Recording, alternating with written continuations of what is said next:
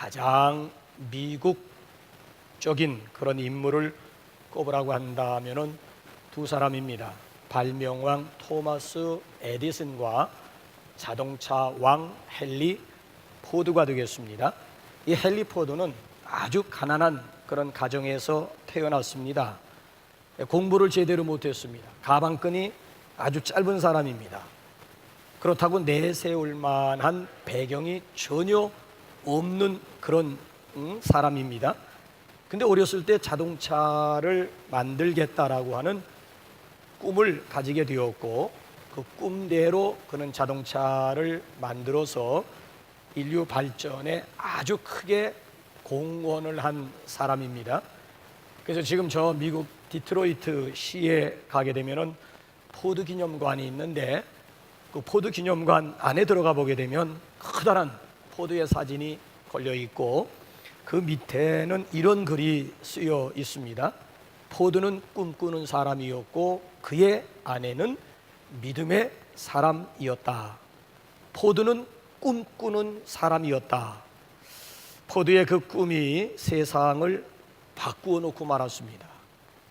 오늘도 세상은 꿈꾸는 사람들에 의해서 변화가 되고 움직여지고 있습니다. 그래서 이 꿈과 비전이라고 하는 것은 우리 인생의 재산 목록 가운데 제1호라고 할 수가 있겠습니다. 여러분, 그렇습니다. 사람은 비전만큼 성장하게 되고 그의 꿈만큼 행복한 인생을 살아갈 수가 있습니다. 1940년대 에드먼드 힐러리라고 하는 뉴질랜드의 청년 한 사람이 세계에서 가장 높은 에베레스트 산을 등정하다가 정복에 나섰다가 결국 실패했습니다. 하산하면서 이 양반이 아주 유명한 말을 한마디 남겼습니다. 산아, 너는 자라나지 못한다. 그러나 나는 자라날 것이다.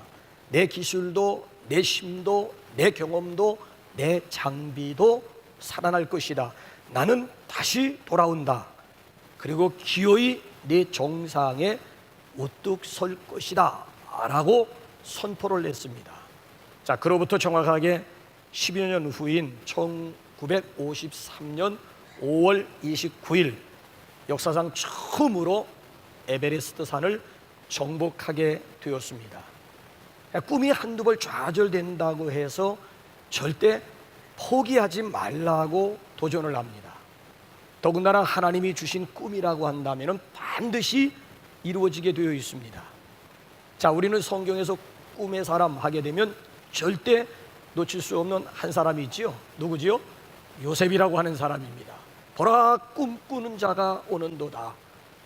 그래, 요셉을 빼놓고 꿈 이야기를 할 수가 없습니다. 그러니까 요셉이 어떻게 남의 나라의 개처럼 팔려가 가지고 애굽에서 총리까지 올라갈 수가 있었느냐? 바로 꿈 때문이었다라고 하는 얘기지요. 요셉이라고 하는 사람은 오래전에 한 꿈을 꾸었어요. 근데 그 꿈이 단순한 꿈이 아닌 것이 하나님이 그에게 주신 꿈이었기 때문에, 그래서 우리는 요셉의 꿈을 꿈으로 표현하지 아니하고 비전이라고 표현하는 이유는 하나님이 그에게 주신 꿈이기 때문에 그렇습니다. 자, 도대체 요셉이라고 하는 사람이 무슨 꿈을 꾸었을까요? 자, 우리 한번 수요일 날 나오지 않으신 분들을 위해서 다시 한번 꿈의 내용을 한번 창세기 37장 한번 6절 7절로 그리고 한번 9절로 넘어가서 동일한 꿈을 두 번씩이나 꿨는데 한번 보실까요? 시작. 요셉이 그들에게 이르되 청하건대 내가 꾼 꿈을 들으시오. 우리가 밭에서 곡식단을 묶더니 내 단은 일어서고 당신들의 단은 내 단을 둘러서서 절하더이다. 9절. 요셉이 다시 꿈을 꾸고 그의 형들에게 말하여 이르되 내가 또 꿈을 꾼즉 해와 달과 열한 별이 내게 절하더이다 하니라. 자, 요셉이 꾼 꿈의 내용이 뭡니까?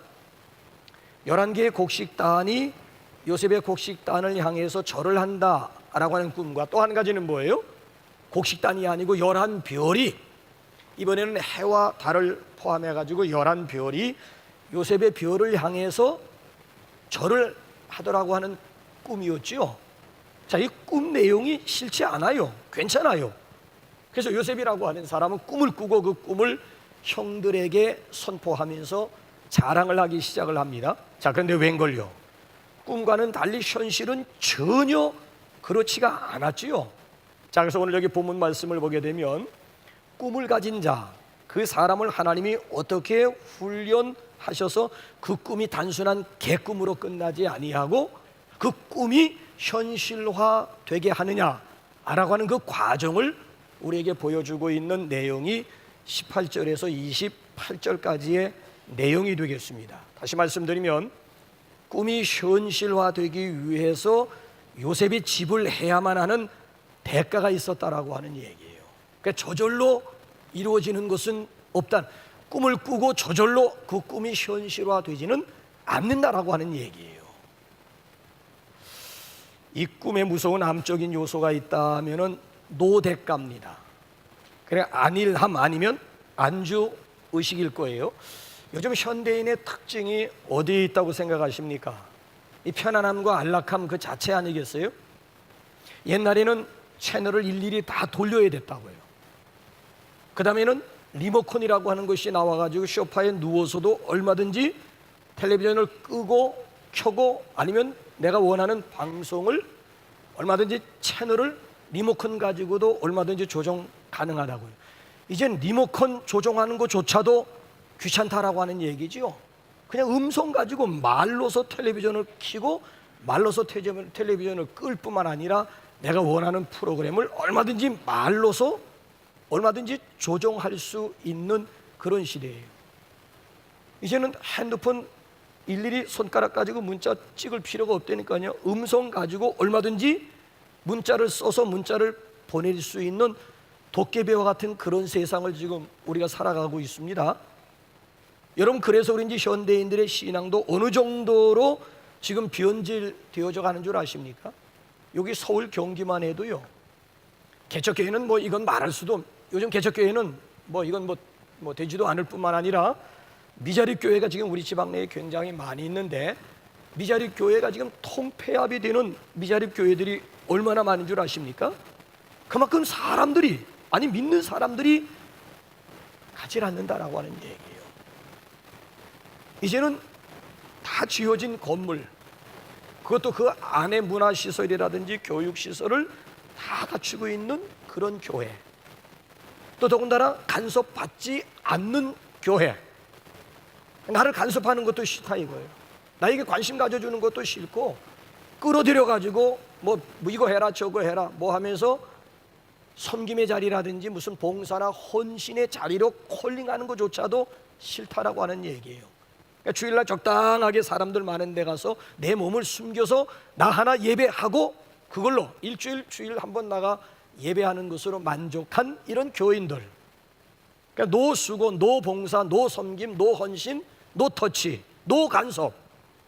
근데 여러분 한번 생각을 해보시기 바랍니다. 이게 믿음 생활이에요? 여러분, 위에서 하나님께서 내려다보시면 이거 기가 막히, 아니 그냥 이런 오합지졸들, 그러니까 바람만 세게 한번 불면 다 날아가 버릴 이런 쭉정이와 같은 이런 교인들, 그 수가 아무리 많은들 그게 과연 무슨 의미가 있겠느냐라고 하는 이런 도전이에요. 근데 우리가 분명히 기억해야 되는 것은 nothing venture, nothing win. 그러니까 모험이 없으면 승리라고 하는 것은 기대할 수 없는 거예요. 노 크로스 노 크라운이라고 하는 말도 있지 않습니까? 십자가가 없으면 부활 없는 거예요. 그러니까 고난이 없으면 그에 따른 영광이라고 하는 것도 기대할 수가 없다라고 하는 얘기예요. 내가 대가를 지불하고자 하는 그런 헌신이 없으면 그 결과라든지 아니면 열매 아니면 감격이라고 하는 것은 기대할 수가 없다라고 하는 얘기예요. 그저 한낱 개꿈에 불과한 것이고 자신의 불타는 야망에 불과할 따름이라고 하는 얘기지요. 자, 그렇다고 한다면 말입니다. 자, 하나님은 꿈의 사람 요셉을 구체적으로 어떻게 훈련하시는지 한번 보실래요? 자, 오늘도 꿈을 가진 사람들이 지불해야 하는 대가가 무엇일까요? 자, 요셉은 그가 꾼 꿈이 현실화되기까지 요셉이라고 하는 사람이 어떤 대가를 지불했는지 아십니까? 자, 오늘 본문만 해도 세 가지 대가가 나와요. 첫째는 뭔가 하면은, 먼저는 형들에게 버림받는 아픔이 있었습니다. 자, 우리 한번 20절 다시 한번 우리 한번 20절 한번 읽어볼까요? 시작. 자, 그를 죽여 한 구덩이에 던지고 우리가 말하기를 악한 짐승이 그를 잡아먹었다 하자 그의 꿈이 어떻게 되는지를 우리가 볼 것이니라 하는지라. 자, 무슨 얘기지요? 아버지 야곱이 요셉에게 심부름을 시켰습니다. 너 형들이 지금 양떼를 몰고 세겜에 가서 양을 치고 있는데 안부를 가지고 오라고 하는 얘기예요. 왜 아버지가 지금 형들을 궁금하게 생각하는 줄 아십니까? 어디에 가서 양을 치고 있다고요? 세겜이에요. 세겜. 이 세겜이라고 하는 것이 어딘가 하면은 야곱이 야간 혈혈 단신으로 야간 도두해서 외삼촌 바단 아람에 있는 외삼촌 라반의 집에 가서 20년 동안 객지 생활한 거예요. 거기서 장가 들었고 거기서 추장이 되고 거기서 거부가 되어가지고 드디어 20년 만에 아버지가 있는 고향을 향해서 돌아오고 있는 길입니다. 금이 환영하고 있는 그런 과정이에요. 그런 가운데 돌아오다가 세겜이라고 하는 곳에 잠깐 머물렀는데 아이 야곱의 딸 디나가 그 땅에 있는 이방 여자들을 구경하러 나갔다가 추장에게 강간을 당한 거예요. 그래 이스라엘 사람으로서 아니 이스라엘 나라에서는 있을 수도 없는 수치 중에 가장 큰 수치를 당한 거예요. 그래서 오라버니들이 뚜껑이 열려가지고 그래서 할례를 빙자해가지고 세겜성 안에 살고 있는 남자들을 모조리 씨를 말려버리고 만 거예요. 이렇게 해서 주변에 있는 이방인들의 분노를 자극을 하게 된 겁니다. 근데 하나님께서 주변에 있는 이방인들을 막아주셨기 때문에 베델을 향해 가지고 고향을 향해서 무사히 돌아올 수가 있었다는 거예요. 자, 지난날에 이런 사건이 엄청난 피해 복수 사건이 있었습니다. 자, 그런데 오늘에 와가지고 이 아들들 야곱의 아들들이 양떼를 몰고 가다가 지금 어디까지 가게 되었는가 하면은 세겜이라고 하는 곳까지 가게 되었다는 얘기예요. 그러니까 아버지 입장에서는 이게 걱정이 보통 걱정이 아닌 거예요. 과연 우리 아들들이 무사할까? 양들이 무사할까? 그래가지고 품에 끼고 있던 요셉이라고 하는 11번째 아들을 안부를 묻기 위해서 형들에게 보낸 겁니다. 자, 이렇게 해서 요셉이라고 하는 사람이 형님들이 있는 곳을 향해서 지금 가고 있는, 근데 멀리서 지금 요셉을 보고 형들이 무슨 도목, 무슨 악한 꾀를 이루게 됩니까? 꿈꾸는 자가 오는도다. 저놈을 죽여가지고 꿈이 어떻게 되는지 우리의 눈으로 확인할 것이다. 정말 우리 11 형제가 이놈에게 절을 하는지. 왜? 곡식단을 통해서 별 꿈을 통해 가지고 형들이 뚜껑이 열렸거든요. 더군다나 아버지가 지금 요셉을 편애하고 있음으로 인해 가지고 평상시에 원망과 불만과 불평이 한두 가지가 아니고 꿈꾸는 자가 오는도다. 저놈을 죽여가지고 저놈이 꾼 꿈이 어떻게 되는지 한번 봐야 되겠다라고 하는 심사예요. 그래 요셉이라고 하는 사람은 믿었던 형님들로부터 버림을 받게 되는, 그렇죠? 아주 완전히 지금 버림을 받게 되는 그런 지금 상황까지 오게 되었다라고 하는 이야기예요. 여러분 한번 보세요. 형들이 이렇게 나오리라고 요셉이 생각이나 했겠습니까? 그렇지 않아요. 아니 형들이 자기를 죽이리라고 생각이나 했겠느냐고요. 자, 형들로 인해서 요셉이라고 하는 사람의 꿈은 산산조각이 나고 맙니다. 혹시 여러분들은 지금까지 살아오시면서 사람들 때문에 실망해 보셨어요? 아니면 내가 정말 신뢰하고 내가 정말 믿었던 사람으로부터 배신 당해본 경험들이 있습니까? 이것처럼 괴롭고 고통스러운 일이 또 있을까요? 자, 요셉이 왜 형들에게 버림을 받았을까요? 자, 그것도 믿었던 형제들로부터 왜 여기 지금 배신을 당하고 버림을 당했을까요? 자, 여기서 이제 요셉이라고 하는 사람은 인간이 어떤 존재인가를 배워야 했습니다. 여러분, 지금까지 요셉은 아버지의 편애 가운데서 오냐 하면서 온실아래 화초 모양 자라난 거예요. 근데 정말 하나님의 위대한 사람이 되고 비전의 사람이 되기 위해서는 미안하지만 분리의 아픔이라고 하는 것이 필요했다라고 하는 얘기예요. 그러니까 요셉은 마마보이는 아니고 파파보이였습니다. 파파보이 가지고는 하나님의 위대한 일을 행해 나갈 수가 없다라고 하는 얘기예요. 그래서 요셉이 겪어야 되는 가장 첫 번째 단계가 뭔가 하면 가까운 사람들로부터 버림을 당하는, 가까운 사람들로부터 외면당하는 이런, 그래서 인간이 어떤 존재인가를 분명히 배워야만 했다라고 하는 얘기예요. 여러분, 아무리 사람이 그럴듯하게 보인다 할지라도요, 근본적으로 죄의 장아찌와 같은 우리 인간들의 본체라고 하는 것이 어느 정도인 줄 아세요? 겉으로 보니까 그럴듯하지 인간이 어디까지, 아니 얼마나 악해질 수 있는가를 관계를 통해서 요셉이라고 하는 사람이 학습을 했다라고 하는 얘기예요. 생각해 보시기 바랍니다. 인신매매예요. 자기 동생을 팔아먹었다고요. 그러니까 인신매매의 시작이 창세기 37장에 이미 시작이 되었다고요. 사람을 팔아먹는, 이것도 인간이라고 할 수가 있어요? 이건 인간 중에서도 이건 말종, 그러니까 인간의 실체를 요셉으로 하여금 보게 만들어 주셨다라고 하는 그런 얘기예요. 자, 그런데 요셉을 보세요. 그런 사람들에게, 특별히 형들에게 실망하는 이런 과정을 통해서 더 이상 사람을 신뢰하는 그런 사람이 되질 않습니다. 그 전까지는 사람을 신뢰했는데 이제는 이런 관계를 통해 가지고 더 이상 사람을 신뢰할 수 없는, 아니 신뢰하거나 의지하지 않는 그런 사람이 되는 거예요. 여러분, 성경을 한번 읽어보세요. 어디 한번 사람 의지하라고 하는 말 있어요? 사람 믿으라고 하는 말 있어요? 오히려 역설적이라니까요. 자, 우리 한번 시편, 우리 한번 146편 한번 3절 해서 한번 볼까요? 시작.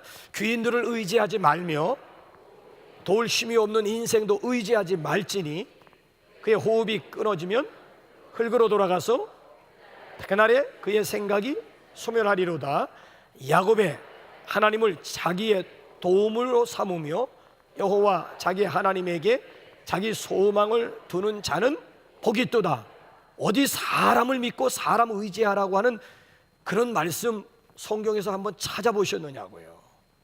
찬송가 488장 1절 거기 마지막 후렴 부분에 보게 되면 우리 주 예수 밖에는 믿을이 아주 없도다.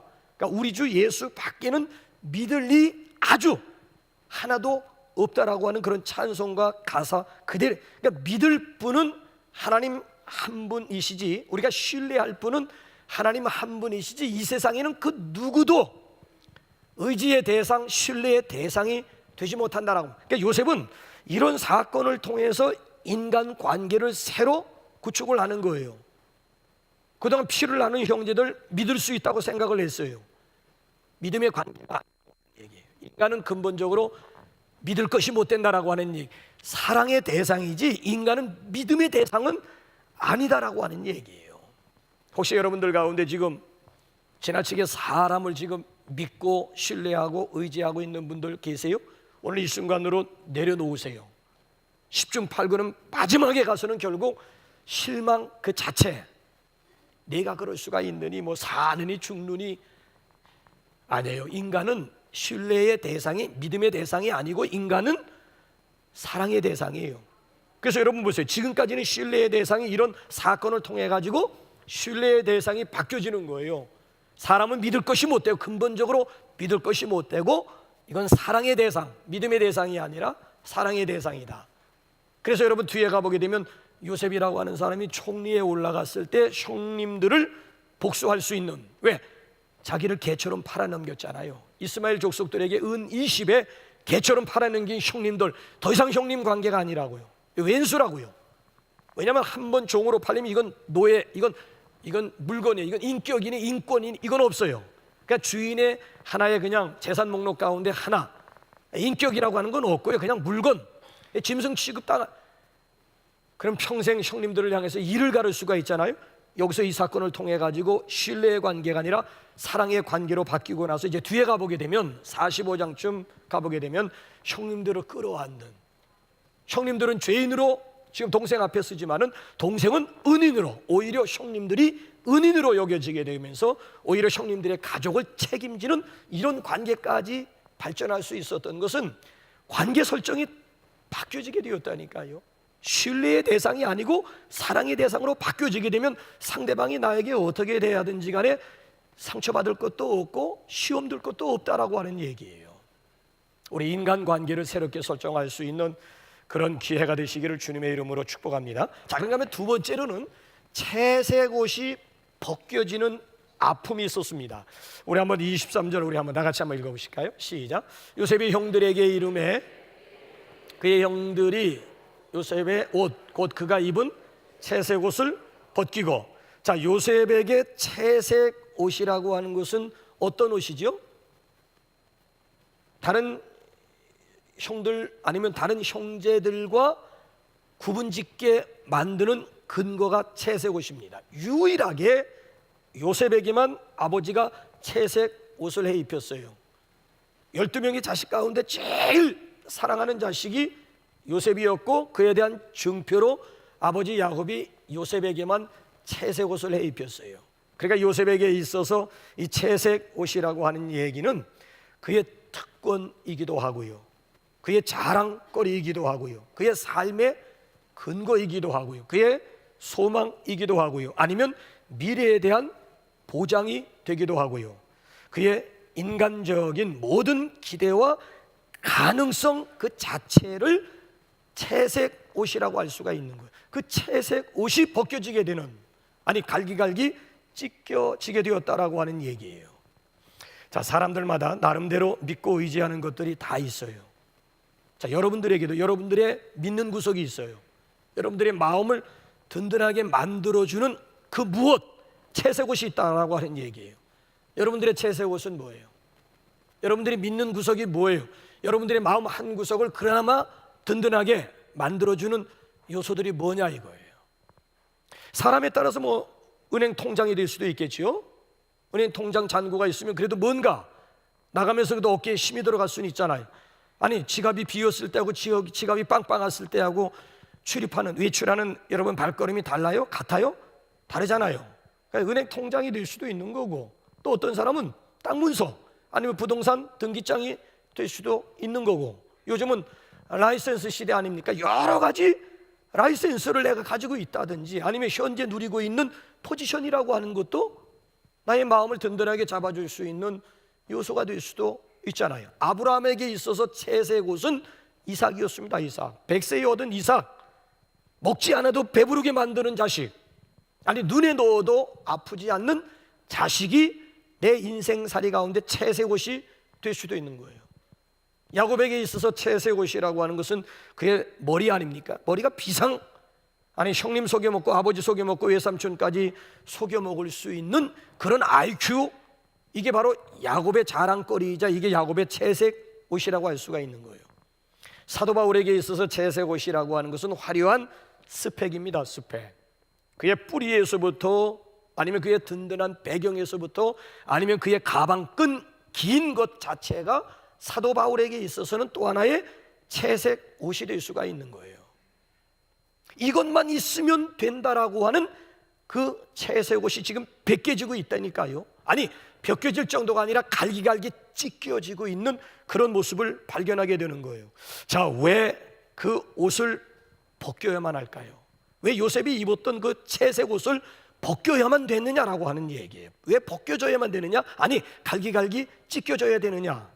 이유는 너무나 간단합니다. 그것을 주신 하나님보다는 그것을 더 바라보기 때문에 그래요. 아니, 선물을 주신 하나님을 더 의지하고 선물을 주신 하나님을 더 바라보아야 하는데 하나님이 주신 선물 자체에 마음을 빼앗긴다고 한번 생각 한번 해보시라고요. 고인이 되었습니다마는 코미디의 황제 하게 되면은 이주일 씨가 생각나지요. 고인이 되었습니다마는 이 양반이 한밤의 데이트라고 하는 그런 프로에 나와가지고 이야기를 하는데 굉장히 폭소를 자아냈어요. 그래서 아직까지도 그분 그 고유의 그 모습 가지고 그 웃는 모습이 아직까지도 이렇게 눈에 선한데, 이 양반이 무슨 얘기를 하는가 하면은 캐나다에 손녀딸이 살고 있어요. 그래 정말 마음으로 힘들 때 캐나다에 살고 있는 손녀딸과 통화를 하게 되면 자신도 모르게 힘이 생긴다는 거예요. 그래서 몇 년 만에 캐나다에 살고 있는 자식집을 방문하면서 손녀 딸을 위해서 선물을 준비해 가지고 왔다는 거예요. 문간에 들어서자마자 할아버지 하면서 달려오는데 너무 반가워가지고, 아니 전화만 목소리만 들어도 힘이 생기고 목소리만 들어도 기쁨이 있는데 이거 진짜 이거 손녀를 지금 내 가슴에 품을 생각을 하니까 이 흥분. 그래서 할아버지가 달려와가지고 그대로 안으려고 하는데 손에 들려져 있는 선물 보따리 낚아채가지고 자기 방으로 바람과 함께 살아. 그때 이 마음이, 당신 마음이 그 시비가 엇갈리는, 참 한쪽에서 씁쓸하면 한쪽엔 반가우면서도 한쪽에는 아니 이놈이 이게 뭐야 라고 하는, 그래서 그 얘기를 하더라고요. 한번 여러분 생각해 보세요. 선물이 귀하지만 선물을 주신 할아버지가 사실은 더 반가워야 되고 더 소중하게 여겨져야 되는 거 아니겠습니까? 근데 어린 아이 안중에는 할아버지보다도 할아버지 손에 들려져 있는 선물에 마음이 가게 되었다라고 하는 얘기예요. 여러분, 때때로 우리의 채색 옷이 왜 벗겨져야 되는지, 아니면 왜 때로는 찢겨져야 되는지 그 이유를 여러분 좀 감 잡으시겠습니까? 무엇이 더 소중하느냐라고 하는 문제예요.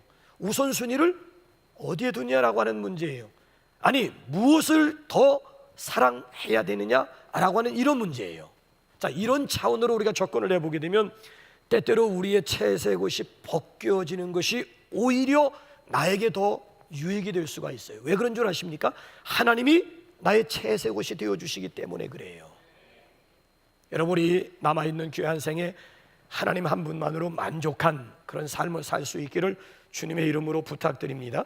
하나님이 나의 든든한 백그라운드 삼고 살아갈 수 있기를 주님의 이름으로 축복합니다. 자, 그런가 하면 마지막 세 번째로 구덩이에 또 던져지는 아픔이 있어요. 자, 24절 우리 한번 끝으로 한번 24절 한번 우리 한번 읽어볼까요? 시작.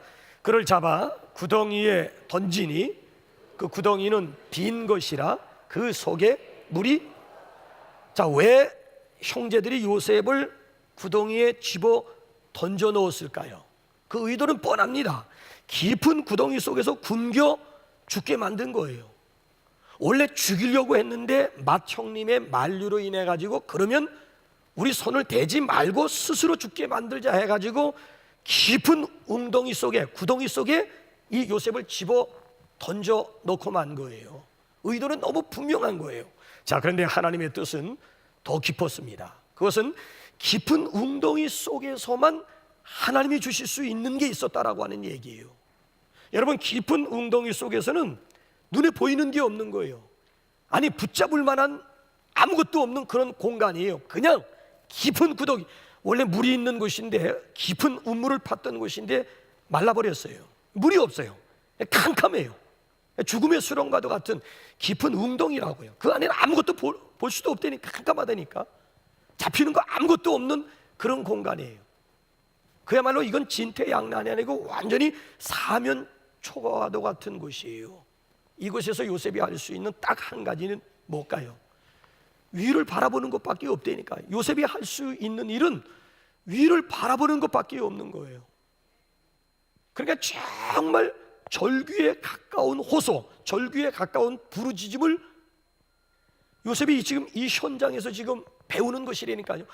아니, 그전에 눈에 보이는 것도 많고 손에 집히는 것도 많고 시야에 들어오는 것이며 손에 잡히는 것이 너무 많았잖아요. 깊은 캄캄한 구덩이 속에서는 아무것도 없다니까요. 오로지 그냥 위를 바라보는 것밖에는, 절규하는 것밖에는, 그렇지요? 내 시선을 하나님에게 고정시키는 것을 배우는 것밖에는 달리 방법이 아무것도 없었다라고 하는 얘기예요.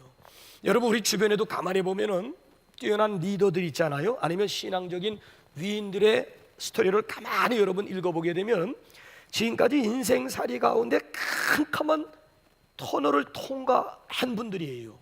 그 캄캄한 터널이라고 하는 것이 때로는 사업의 실패가 될 수도 있고 몸에 중한 중병이 될 수도 있고, 아니면 사랑하는 사람을 잃어버리는 사별의 아픔이 될 수도 있고, 아니면 뭐 여러 가지 뭐 나름대로 뭐 마음속에 생각했던 여러 가지, 그렇죠? 기대했던 것들이 산산조각으로, 좌절감으로, 아니면 절망감 속에 빠져 있었던 때가 있었다라고 하는 그런 캄캄한 고난의 터널을 지나오면서 그 고난의 터널 속에서 하나님을 만난 분들이에요. 깊은 수렁에서 하나님을 만난 분들이 결국 오늘에 와가지고는 리더 위치에 서게 되고 신앙에 영향력을 끼치는 위대한 인물들이 될 수가 있었다라고 하는 얘기예요. 그러니까 우리가 인생살이 가운데 때때로 내가 원하지 않는 구덩이에 빠질 수도 있고, 아니면 내가 원치 않는 고난의 터널을 통과할 수도 있다라고 하는 얘기예요. 왜 하나님께서 나로 하여금 이 고난의 터널을 지나가게 하실까? 그때야말로 하나님을 만날 수 있는 절호의 기회라고 하는 얘기예요. 그래서 이스라엘 사람들의 속담을 보게 되면 앞뒤가 막혔느냐 위를 보라고 하는 속담이 있어요. 이거는 역사 가운데, 경험 가운데 만들어진 속담입니다. 여러분 보세요. 앞에는 지금 홍해바다가 놓여 있잖아요. 뒤에는 무장한 애국 군대가 쓸어버리겠다고 추격하고 있잖아요. 좌우에는 분명히 벽이라고 그랬습니다. 절벽이. 그러니까 이건 뭐 앞으로 갈 수도 뒤로 갈 수도 좌우로 움직일 수도 없는 그야말로 도간에 든 쥐신세였어요. 이럴 때 이스라엘 백성들이 취한 액션이 위를 향해서 분명히 부르짖었다 그랬어요. 그 부르짖음이 하나님 앞에 상달함으로 말미암아 하나님께서는 홍해를 열어주셨잖아요. 그래서 홍해를 육지와 같이 이스라엘 백성들이 건너갈 수가 있었고 애국 군대는 물속에 수장당하는 이런 정말 짜릿한 역전극이 출애굽기를 통해서 펼쳐지지 않습니까? 그래서 만들어진 속담이 앞뒤가 막혔느냐? 그러면 위를 보라라고. 위는 뚫려 있다라고 하는 얘기예요. 왜 사면초가 가운데 스스로 절망하려고 드느냐라고 하는 얘기예요.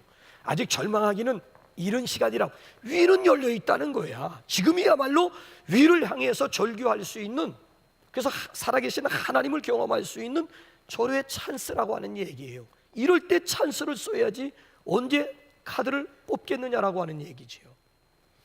혹시 여러분들 가운데 지금 사람에게 버림을 당했거나 아니면 배신 당하신 분들이 있습니까? 이제는 와이미 외치지 마세요. 왜 하필이면 하나님 저입니까? 왜 나에게 이런 일이 있어? 와이미 외치지 마시라니까요. 와이미가 아니라 미투라고 하나님 앞에 고백할 것입니다. 요셉에게만 있었던 일이 아니라 미투, 나도 역시 마찬가지로구나. 이를 통해 가지고 뭐예요? 사람과의 관계는 믿음의 관계가 아니고 사랑의 관계라고 하는 것을 배우면서 성숙해 가는 거예요. 혹시 여러분들 가운데 지금 채색 옷이 벗겨지거나 아니면 찢겨지는 그런 아픔을 겪는 분들 계십니까? 그거 자랑하지 말라는 거예요. 채색 옷 자랑하지 말라. 채색 옷에 연연하지 말라라고. 그 채색 옷을 주신 하나님 바라보고 하나님 의지하고 하나님 신뢰하라고 하는 그런 사인이에요. 하나님이 나의 채색 옷임을 새롭게 고백할 수 있는 그런 시간 되시기를 바랍니다. 혹시 여러분들 가운데 특별히 우리 인생의 깊은 웅덩이에 빠졌다고 생각하시는 분들 없으십니까? 원만 불평하지 마세요. 하나님이 인도하시는 거예요. 다 끝났다고 여러분 절망하지. 하나님이 끝났다고 할 때까지는 끝난 게 아니라니까요. 오히려 우리 인간의 끝이 하나님의 시작이 됨을 믿으시기 바랍니다. 나는 끝났다고 생각하는데 아니요, 하나님이 안 끝났다면 안 끝난 거예요. 그러니까 오히려 나는 끝났다고 하는 그 시점에서 하나님의 역사가 새롭게 시작, 하나님이 새롭게 일해 가시는 시작점이 될 수 있음을 믿으시기 바랍니다. 우리가 할 수 있는 것은 위를 바라보는 거예요. 나는 약하지만 하나님 강하시고 나는 못하지만 전능하신 하나님이 계시기 때문에 그분을 신뢰하라고 하는 분명한 사인이라고 하는 이야기예요. 그렇게 되면 어떻게 되는 줄 아십니까? 우리 한번 28절 한번 중간절 한번 봅시다. 시작. 형들이 요셉을 구덩이에서 끌어올리고, 자, 새로운 가능성이 있는 미래를 향해서 나가게 하시는 것입니다. 이런 하나님의 훈련 과정이라든지 아니면 꿈에 대한 대가를 치르면서 요셉이라고 하는 사람이 애굽의 총리에 올라가게 됩니다. 그래서 꿈 내용 그대로 형들이 와가지고 요셉에게 절을 하고 부복하는, 아니 부모 해와 달까지도 아버지와 어머니까지도 애굽의 총리가 되어 있는 아들 앞에 와서 무릎을 꿇게 되는 이런 내용. 그래서 결국 요셉의 꿈이 현실화되게 됩니다. 꿈은 반드시 이루어집니다. 여러분들은 금년에 어떤 꿈을 꾸십니까? 꿈은 있으십니까? 꿈도 없는데 꿈에 대한 열매, 결과가 있을까요? 여러분들 가지고 계신 꿈이 어떤 꿈이에요? 또 그 꿈을 위해서 어떤 대가를 지불할 생각이십니까? 2019년도 여러분들의 꿈이 현실이 되어가지고 간증거리가 있고 스토리가 있는 그런 2019년도가 되시기를 주님의 이름으로 축원합니다. 우리 시간 찬양하겠습니다. 우리 꿈 찬양입니다. 주여 지난밤 내 꿈에 배었으니 그 꿈 이루어 주소서. 우리 가사를 생각하시면서 490장